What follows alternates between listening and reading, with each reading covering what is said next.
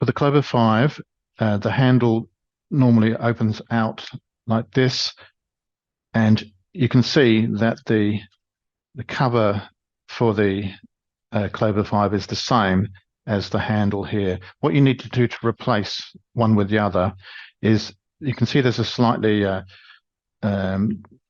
indented part here on the back case. You need to push that in slightly to a little bit of pressure, and then that will just depress the lug here a little bit, and so that it can easily come out.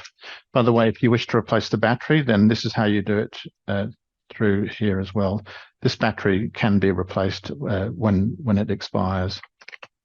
If you just want to have just a battery case, you just simply reverse the process. In this case, once again, you come in and you just gently push down as you slide it in. Just make sure that it is all smooth all the way around. So just repeating that, to remove you just slightly press with your thumb, which will release the lugs here. Just be careful, they are a little delicate. And then replace the process for the handle.